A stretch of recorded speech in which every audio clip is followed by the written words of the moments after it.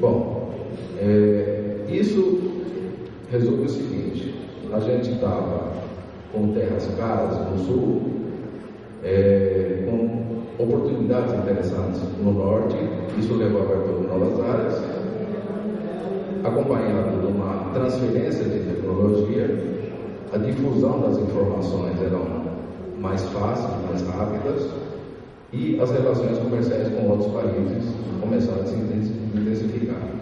Então, repetindo, o movimento foi um movimento conjunto, não tinha um grande responsável pelo pulo que o Brasil estava se preparando para dar na pecuária. Tinham vários setores se movimentando, coordenadamente ou não, mas se movimentando conjuntamente para levar o país a uma posição que ele ocupa hoje.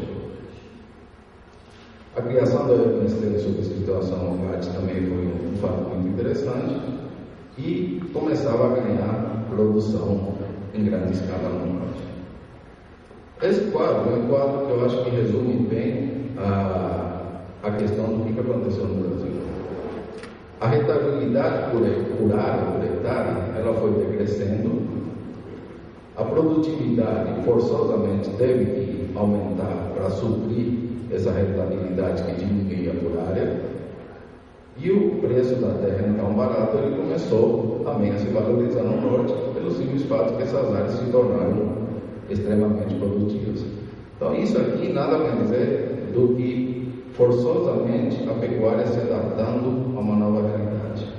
Pouca rentabilidade por área, forçosamente necessidade de aumento de produtividade, ocupação de novas áreas. Essa aqui é o retrato daquilo que a pecuária se viu forçada a exercer, ou seja, ela tinha obrigatoriamente que ganhar produtividade. De 99 para 2002, começaram a mudar o cenário das indústrias frigoríficas. A capitalização do frigorífico nessa época começou a ser mais forte, mais sedimentada, e eles começaram a ganhar muito mercado lá fora, começaram a se posicionar como players muito importantes na questão de exportação de carne. Em 2000, no ano 2000, o Brasil exportava em torno de 8% da sua produção de carne. Em 10 anos depois, ele passou para 25%, 30%, enfim, no momento dado. Então, essa evolução foi realmente muito grande. E ela se deu pela modernização da indústria frigorífica, pela agressividade comercial e, basicamente, pela abertura também da indústria frigorífica acompanhando as novas fronteiras pecuárias. Começava a se pulverizar o Brasil, tendo novas plantas frigoríficas difundidas no país todo. Claro que veio acompanhado de uma melhora na infraestrutura, na logística, no escoamento do produto, na exportação. Isso, se ainda é deficiente, melhorou muito nessa época.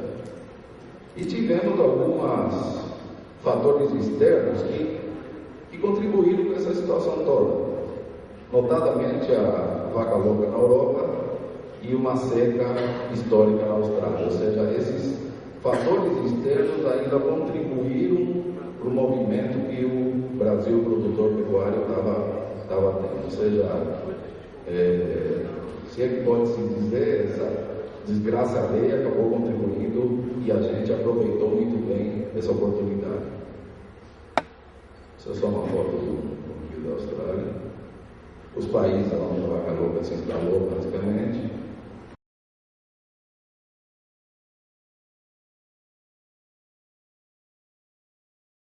E tivemos, então, uma fase muito favorável também na exportação. E foi nesse momento que a indústria e a pecuária ganhou tanto mercado no Brasil. A estabilidade do Plano Real trouxe uma situação muito interessante. Até antes do Plano Real, e nós vamos ver para frente isso, o Brasil tinha na pecuária, de certa forma, uma reserva de capital. O pecuarista enxergava muito a pecuária como uma reserva de capital, como uma poupança inflação maluca, tinha mudanças de moedas, planos, enfim, e ele tinha na pecuária uma reserva interessante. Então, ele podia optar, podia ficar em ouro ou em qualquer outro ativo, só que a pecuária tinha um fator, além disso, ela tinha crescimento. Então você comprava um bezerro e ele, além de corrigir, vamos dizer, o seu valor dentro do regime inflacionário, ele ainda tinha um crescimento intrínseco do próprio animal. Então passava a ser uma reserva de capital interessante. De 94 para frente, você passa a ter uma estabilidade econômica com a inflação controlada, esse sentido deixou de existir. Então a pecuária tinha que passar a ser produtiva de por si e tinha que ser uma atividade rentável. Se por um lado isso era um desafio, por outro trouxe a possibilidade do aumento substancial do país como exportador, com a estabilidade da moeda e a estabilidade do dólar nesse período do câmbio, favorecendo o mercado internacional. E aí a gente tem, então, de 97 a 2008, nesses 10 anos aqui, um crescimento realmente muito acelerado, muito forte, muito sustentado do Brasil exportador. Você vê que a Austrália, de uma forma já nivelada, ela não tem muito como aumentar o seu volume de exportação. A Argentina, com uma queda tremenda, basicamente por problemas políticos que continuam lá, ela teve uma pequena retomada, mas ela teve uma queda muito expressiva. Essa queda foi muito bem aproveitada pelo Brasil. O Chile é um bom exemplo disso. Era um mercado em 98, 99, o Chile era um mercado praticamente desconhecido do Brasil. Com essa queda da Argentina nos anos 2000, o Brasil ocupou grande espaço disso, por exemplo. Os Estados Unidos também bastante estabilizado, a Europa com uma queda tremenda, a Canadá da mesma forma. Ou seja, o único país que realmente teve um crescimento muito acelerado na exportação foi o Brasil.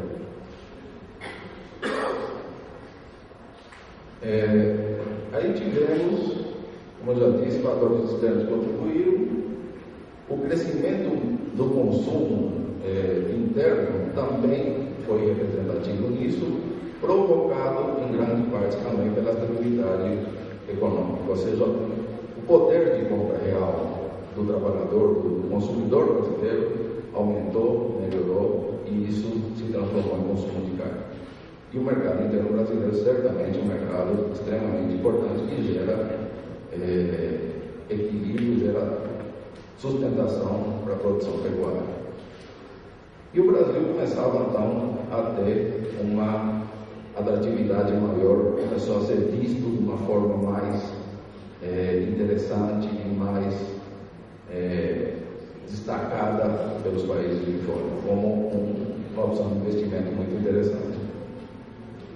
Aí, como nem tudo é alegria, tivemos um problema das cotas em 2005 e teve uma certa retração nesse volume de exportação. A pecuária passou por um momento difícil e isso trouxe, não estamos pagando a conta disso até hoje, a um abate muito maior de matriz do que deveria. Tivemos uma diminuição de rebanho e a realidade que a gente está vivendo hoje, de boi magro caro, bezerro caro, etc., ainda é reflexo dessa situação.